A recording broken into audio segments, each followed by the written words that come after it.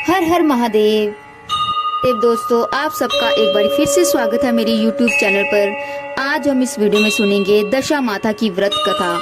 एक बार की बात है, एक राजा था और उसकी दो रानियां थी।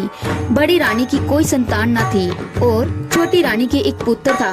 राजा छोटी रानी और राजकुमार को बहुत प्यार करता था। बड़ी रानी छोटी रानी से ईर्ष्या करती थी और उसके बेटे को मारना चाहती थी। एक दिन राजकुमार खेलते खेलते बड़ी रानी के आंगन में चला गया। बड़ी रानी ने राजकुमार के गले में काला सांप डाल दिया। छोटी रानी दशा माता का व्रत करती थी, इसीलिए दशा माता की कृपा से राजकुमार को कुछ भी नहीं हुआ और वे सांप वहां से चला गया। दूसरे दिन बड़ी रानी ने राजकुमार को लड्डू में जहर मिलाकर राजकुमार को खाने के लिए दिया। जैसे ही राजकुमार ने लड्डू को खाने लगे, उतने में ही दशा माता एक दासी का रूप लेकर राजकुमार के पास आई और राजकुमार के हाथों से लड्डू छीन लिया। बड़ी रानी का ये वार भी खाली चला गया। अब उसको चिंता हुई कि वे राजकुमार को किस तरह से मारे। राजकुमार एक बार फिर खेलता हुआ उसके आंगन में आ गया और वहाँ उसे बड़ी रानी ने पकड़कर एक कुएं में डाल दिया। फिर दशा माता ने उसे बीच में ही पकड़ लिया। फिर सारे महल में राजकुमार की तलाश शुरू हो गई। राजा पुत्र के शोक में रोने लगे। फिर दशा माता ने एक भिखारिन का रूप धारण करके राजकुमार को गले लगाए एक कपड़े में छिपाकर राजमहल के बाहर भिक्षा मांगने लगी।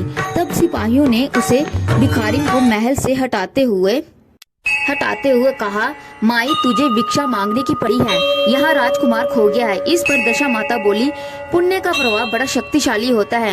यदि मुझे भिक्षा मिल जाए तो संभव है कि राजकुमार मिल जाए। ये सुनकर सिपाहियों ने दशा माता को अंदर जाने दिया और राजकुमार को छोटी रानी के आंगन में छोड़ दिया।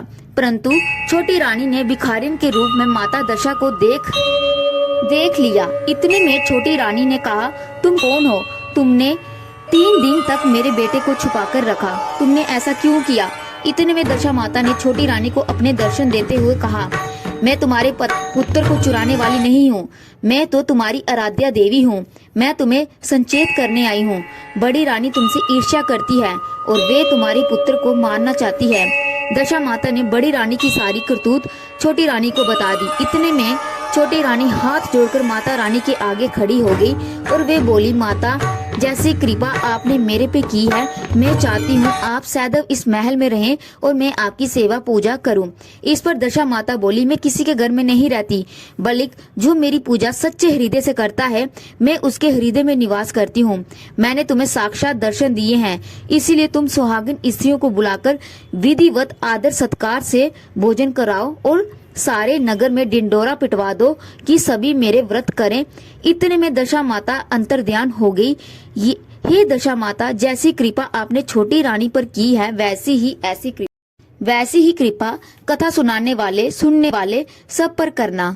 जय दशा माता की। हर हर महादेव। अगर आपको वीडियो अच्छा लगा हो तो वीडियो को लाइक कर दे, चैनल को सब्सक्राइब कर दे।